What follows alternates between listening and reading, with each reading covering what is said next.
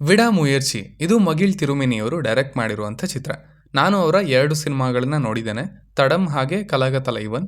ಎರಡು ನನಗೆ ಇಷ್ಟ. And also personally I feel proper action films ಅಥವಾ ನೋ ನಾನ್ಸೆನ್ಸ್ ಆ್ಯಕ್ಷನ್ ಫಿಲ್ಮ್ಸ್ ಅಂತ ನಾವೇನು ಹೇಳ್ತೀವಲ್ಲ, ಅದನ್ನು ಇಲ್ಲಿ ನಮ್ಮಲ್ಲಿ ನೀಟಾಗಿ ಹ್ಯಾಂಡಲ್ ಮಾಡಬಹುದಾದ ಡೈರೆಕ್ಟರಲ್ಲಿ ಇವರು ಒಬ್ಬರು ಅಂತ ನಾನು ನಂಬ್ತೀನಿ. ಸೊ ಈ ಸಿನಿಮಾದ ಔಟ್ಲುಕ್ಕನ್ನು ನೋಡಿದಾಗ, ಅದರ ಪ್ರಮೋಷನಲ್ ಕಾಂಟೆಂಟ್ಸ್ನ ನೋಡಿದಾಗ ಅಫ್ಕೋರ್ಸ್ ಇವರು ಡೈರೆಕ್ಟ್ಲಿ ರೀಮೇಕ್ ಲೆಕ್ಕದಲ್ಲಿ ಇನ್ಸ್ಪೈರ್ ಆಗಿದ್ದಾರೆ ಅನ್ನೋದು ಗೊತ್ತಾಗೋದು. ಬಟ್ ಸ್ಟಿಲ್ ಡೈರೆಕ್ಟರ್ ಅವರು ಅದನ್ನು ಹೇಗೆ ಹೇಳಿರ್ತಾರೆ ಅನ್ನೋ ಕುತೂಹಲ ಅಂತೂ ಡೆಫಿನೆಟ್ಲಿ ಇತ್ತು. ಇನ್ನು ಈಗ ಇದರ ಕಥೆ ವಿಚಾರಕ್ಕೆ ಬರೋದಾದರೆ, ಇಲ್ಲಿನ ಮುಖ್ಯ ಪಾತ್ರಗಳು ಅರ್ಜುನ್ ಆ್ಯಂಡ್ ಕಯಾಲ್ ಇಬ್ಬರು ಗಂಡ ಹೆಂಡತಿ. ಆದರೆ ಅವರ ನಡುವೆ ಈಗ ಆ ಹಳೆ ಪ್ರೀತಿ ಇಲ್ಲ, ಅದು ಡಿವೋರ್ಸ್ ತನಕನೂ ಹೋಗಿದೆ.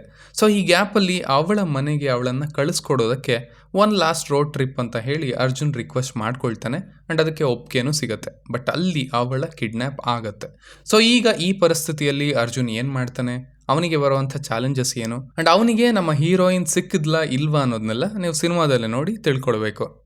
ಮೊದಲನೇದಾಗಿ ಇಲ್ಲಿನ ಪಾಸಿಟಿವ್ಸ್ ಕಡೆಗೆ ಬರೋದಾದರೆ ಅದು ಇದರ ಸಿನಿಮಾಟೋಗ್ರಫಿ, ಬ್ಯೂಟಿಫುಲ್ ಫ್ರೇಮ್ಸ್.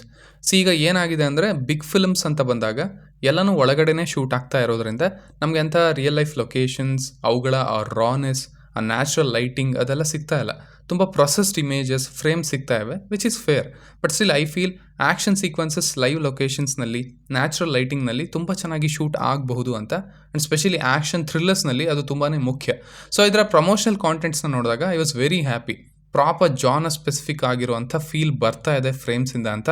ಅದು ಸಿನಿಮಾ ಪೂರ್ತಿನೂ ಮೇಂಟೈನ್ ಆಗಿದೆ. ಸಿನಿಮಾದ ಮೊದಲ 1 ಗಂಟೆ ಏನಿತ್ತು, that was very good. Introduction ಆಗುತ್ತೆ, ಎಸ್ಟಾಬ್ಲಿಷ್ಮೆಂಟ್ ಆಗುತ್ತೆ, ಜರ್ನಿ ಸ್ಟಾರ್ಟ್ ಆಗುತ್ತೆ, ಆ್ಯಂಡ್ ದೆನ್ ಕಿಡ್ನ್ಯಾಪ್ ಆಗುತ್ತೆ.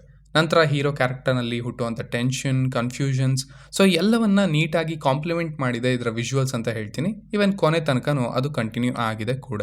ಇನ್ನು ಆಗಲೇ ಹೇಳಿದ ಹಾಗೆ ಇದರ ಅಪ್ರೋಚ್ ಒಂದು no nonsense, pure genre specific action ಥ್ರಿಲ್ಲರ್ನ ತೆಗೆಯೋದಕ್ಕೆ ಹೋಗಿದ್ದಾರೆ. ಅದರಲ್ಲಿ ಸಕ್ಸಸ್ಫುಲ್ ಆಗಿದ್ದಾರಾ ಇಲ್ವಾ ಅನ್ನೋದನ್ನು ಮುಂದೆ ಮಾತಾಡೋಣ. ಬಟ್ ಆ ಅಪ್ರೋಚ್ ಕಂಡಿದೆ, ಅದು ಕೂಡ ಪಾಸಿಟಿವ್ ಪಾಯಿಂಟ್ ಅಂತ ಹೇಳ್ತೀನಿ. ಇನ್ನು ಅನಿರುದ್ಧ ಅವರ ಆ ಥೀಮ್, ವಿಡಾ ಮುಯರ್ಚಿ ಸಿನಿಮಾದ ಥೀಮ್ ಮ್ಯೂಸಿಕ್, ಅದು ಪರ್ಸ್ನಲಿ ತುಂಬ ಇಷ್ಟ. ಪತಿಕಿಚ್ಚು ಅಂತ ಹಾಡು, ಅದು ತುಂಬ ಸಟಲ್ ಆಗಿ ಸ್ಟೈಲಿಶ್ ಆಗಿನೇ ಆ ಮೂಡ್ಗೆ ತಕ್ಕ ಹಾಗೇನೆ ಎಲಿವೇಟ್ ಮಾಡಿದ ಸಿನಿಮಾನ, ಅದು ನನಗೆ ವರ್ಕ್ ಆಯಿತು ಅಂತ ಹೇಳ್ತೀನಿ. ಇನ್ನು ಈಗ ಇದರ ನೆಗೆಟಿವ್ಸ್ ಕಡೆಗೆ ಬರೋದಾದರೆ, ಲಾಟ್ ಆಫ್ ಡಿಸ್ಟ್ರಾಕ್ಷನ್ಸ್ ಅಂತ ಹೇಳ್ತೀನಿ. ನಾರ್ಮಲಿ ಕಮರ್ಷಿಯಲ್ ಎಲಿಮೆಂಟ್ಸ್ನಿಂದ ಸ್ಟೋರಿ ಡಿಸ್ಟರ್ಬ್ ಆಗುತ್ತೆ, ಸಿನಿಮಾ ಡಿಸ್ಟರ್ಬ್ ಆಗುತ್ತೆ. ಬಟ್ ಇಲ್ಲಿ ಅದರ ಕಡೆಗೆ ಹೋಗಿಲ್ಲ. ಬಟ್ ಸುಮ್ಮನೆ ನೀಟಾಗಿ ಹೋಗ್ತಿದ್ದಂಥ ಸಿನಿಮಾನ ಅವರೇ ಅಲ್ಲಲ್ಲಿ ಟ್ವಿಸ್ಟ್ ಕೊಡಬೇಕು ಅಂತ ಡಿಸ್ಟ್ರಾಕ್ಟ್ ಮಾಡ್ತಾರೆ ಪಾತ್ರಗಳಿಂದ. ಆ್ಯಕ್ಚುಲಿ ಆಗಲೇ ಹೇಳಿದ ಹಾಗೆ ಮೊದಲ 1 ಗಂಟೆ ಏನಿತ್ತು ವಾಸ್ ವೆರಿ ಗುಡ್. ನೀಟಾಗಿ ಎಸ್ಟಾಬ್ಲಿಷ್ ಆಗಿ ಆ್ಯಂಡ್ ದೆನ್ ಅರೆ ಇಲ್ಲಿ ಸಿಗ್ನಲ್ ಇಲ್ಲ, ಹೆಲ್ಪ್ಗೆ ಯಾರೂ ಇಲ್ಲ, ಪೊಲೀಸ್ ಉಪಯೋಗ ಇಲ್ಲ, ಇಷ್ಟು ಟೈಮಲ್ಲಿ ಹುಡುಕಬೇಕು. ಸೊ ಈ ಸ್ಟೇಜ್ಗೆ ಬರುತ್ತೆ ಸಿನಿಮಾ. ಆ್ಯಂಡ್ ಇಲ್ಲಿಂದ ಹೀರೋ ಹೇಗೆ ಅವಳನ್ನು ತಲುಪ್ತಾನೆ ಅನ್ನೋದು would have been a proper genre specific action film. But ಅಲ್ಲಿಗೆ 2 ಕ್ಯಾರೆಕ್ಟರ್ಸ್ನ ತರ್ತಾರೆ, ಅವರಿಗೊಂದು ಸ್ಟೋರಿ ಅಥವಾ ಫ್ಲ್ಯಾಶ್ ಬ್ಯಾಕ್ ಅಂತ ಇಡ್ತಾರೆ, ಅವರಿಗೆ ಡಿಫ್ರೆಂಟ್ ಕ್ಯಾರೆಕ್ಟರಿಸ್ಟಿಕ್ಸ್ನ ಬರೀತಾರೆ. ಅವರಿಂದ ಇಡೀ ನರೇಷನ್ನೇ ಹಾಳಾಗಿ ಹೋಗಿದೆ ಅಂತ ಹೇಳ್ಬೋದು. ಕ್ರೈಮ್ ಮಾಡೋರು ಕ್ರೈಮ್ ಮಾಡಬೇಕು, ಬಟ್ ಅವರು ಆಟ ಆಡೋದಕ್ಕೆ, ಆಟ ಆಡಿಸೋದಕ್ಕೆ ನಿಂತಾಗ ಇಟ್ ಬಿಕೇಮ್ ಮೆಸ್ಸಿ ಅಂತ ಅನ್ನಿಸ್ತು. ರಜಿನಾ ಅವರ ಪಾತ್ರ ಇಟ್ಸ್ ಗುಡ್, ಬಟ್ ಇಲ್ಲಿ ಈ ಫಿಲ್ಮ್ಗೆ ಅದು ವರ್ಕ್ ಆಗಲಿಲ್ಲ. ಸುಮ್ಮನೆ ನಮ್ಮ ಕನೆಕ್ಷನ್ ಹೋಗೋ ಹಾಗೆ ಮಾಡುತ್ತೆ ಆ ಪಾತ್ರ. ಆಲ್ಸೋ ಆ ಹಮ್ಮ ಬಾಯ್ಸ್ ಆ್ಯಂಡ್ ಅಲ್ಲಿ ಬರುವಂಥ ಟ್ವಿಸ್ಟ್, ಇವೆಲ್ಲ just for the sake of ಇಟ್ಟ ಹಾಗೆ ಆಗಿದೆ.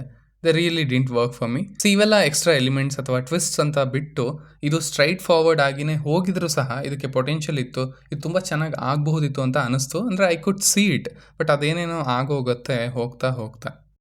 ಸೊ ಸಿಂಪಲ್ ಆಗಿ ಹೇಳೋದಾದರೆ ಇದು ಒಂದು ಆವ್ರೇಜ್ ವಾಚ್ ಆಗಿತ್ತು ನನಗೆ ಅಂತ ಹೇಳ್ತೀನಿ.